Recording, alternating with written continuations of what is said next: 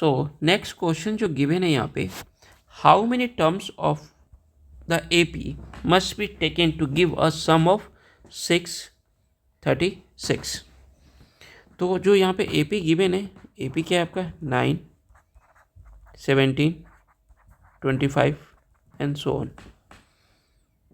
तो यहाँ से पूछा गया है, ठीक है, कितने टर्म्स को अगर हम सम करते हैं तो उनका सम टोटल कितना आएगा, 636 आएगा। तो चलिए एक तरह से यहाँ पे पूछा गया सम ऑफ n टर्म्स गिवन है 636। AP आपका ये है, तो यहाँ से हम यहाँ पे लिख सकते हैं गिवन यहाँ पे A की वैल्यू है आपका 9, D की वैल्यू है 17 माइनस 9 दैट इज 8। और हमें क्या फाइंड करना है, कितने टर्म्स है, यानी we need to find the value of n। तो चलिए सॉल्व कर लेते हैं। Sn का फॉर्मूला हम यूज करेंगे यहाँ पे n/2 2a plus n-1 d। As we know that Sn का एक और फॉर्मूला होता था n/2 a प्लस an। यहाँ पे इस फॉर्मूले की यूज नहीं किया हमने, क्यों नहीं किया, इसके पीछे का रीज़न है क्योंकि यहाँ पे nth टर्म होता था, यानी लास्ट टर्म जो गिवन नहीं है, हमें पता ही नहीं है कौन सा कितने हैं टर्म्स है इसमें, या लास्ट टर्म क्या हम नहीं पता, तो दैट्स वे हम ये यूज नहीं करें, हम ये यूज करेंगे और हमें n की वैल्यू ही फाइंड करनी है बस। n/2 a की वैल्यू 9 है प्लस n-1 इंटू डी आपका यहाँ पे 8 है इज इक्वल टू 636। चलिए यहाँ n ये जो 2 यहाँ पे डिवीजन में, इसको लेके चलते हैं राइट साइड में, ठीक है। यहाँ क्या होगा 18 प्लस मल्टीप्लाई कर देते हैं इस 8 को n-1 से, तो 18 हो जाएगा 8 इंटू 1 माइनस का 8 इज इक्वल टू, अभी जो 2 था इसको मैं लेके आ रहा हूँ राइट साइड, तो डेफिनेटली यहाँ पे क्या होगा 636 इंटू का 2। सो n 18 में से 8 गया, बचेगा 10 प्लस 18 636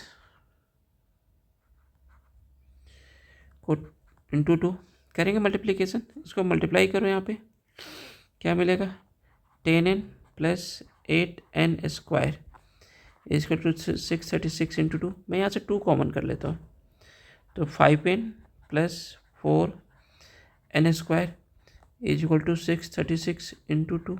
इस 2 से 2 क्या हो गया क्रॉस, क्योंकि ये 2 मल्टीप्लिकेशन इस साइड आता तो डिवाइड में हो जाता। यहाँ क्या बचा 4n स्क्वायर प्लस का 5n is equal to 636। So 4n square plus 5n minus 636 is equal to 0। Clear है।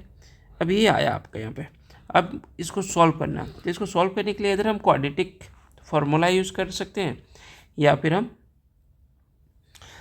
फैक्टराइजेशन मेथड यूज़ कर सकते हैं। चलो फैक्टराइजेशन मेथड का हम यूज़ करते हैं यहाँ पे 4n स्क्वायर प्लस, अब यहाँ पे देखना है हमें फर्स्ट एंड लास्ट टर्म का प्रोडक्ट क्या होगा।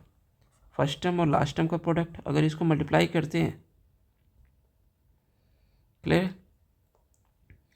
तो ये अच्छा खासा बड़ी वैल्यू एक देगा आपको, ठीक है।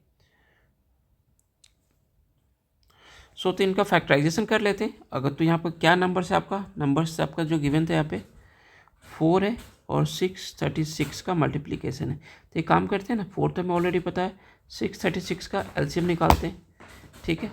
क्या निकल के आएगा आपका 2, एलसीएम नहीं फैक्टराइजेशन करेंगे यहाँ पे, ये आएगा 318, फिर 2 से डिवाइड करो, ये आपको मिलेगा 159। अब ये 2 से तो नहीं जाएगा, 3 से जाएगा, कितने बार में 53 टाइम से। तो ये जो नंबर आया 4 इंटू 636 को, तो इसके फैक्टर्स अगर मैं देखूँ तो क्या क्या निकल कर आ रहा है, एक तो 4 है, 2 है, 2 है, 3 है और 53 है। अगर मैं इसे मल्टीप्लाई करता हूँ 4 2 जा 8, 8 2 जा 6, 63 जा 48 इंटू 53 आ रहा। अब 53 से 48 माइनस करेंगे तो 5 आएगा, तो डेफिनेटली मैं इस 5 को लिख सकता हूँ 53 minus 48 n minus 636 is equal to 0। तो ये फैक्टराइजेशन करके हमने इसका फैक्टराइजेशन मेथड का यूज़ कर लिया यहाँ पे 4n² प्लस 53n माइनस का 48n माइनस 636 इजकल टू 0। तो यहाँ से कॉमन हो गया n, तो बचा क्या 4n प्लस 53। यहाँ माइनस का हम कॉमन कर लेते हैं 48, तो आएगा n। 48 नहीं होगा, यहाँ से कुछ और वैल्यू होगी। इसके पहले ज़रा मैं इसे क्रॉस करता हूँ, ठीक है। जब यहाँ पर 4 है तो यहाँ पर 12 कॉमन होगा, 4n plus 53 is equal to 0। So 4n plus 53 common हो जाएगा, क्या बचा n माइनस का 12 is equal to 0। Clear? So now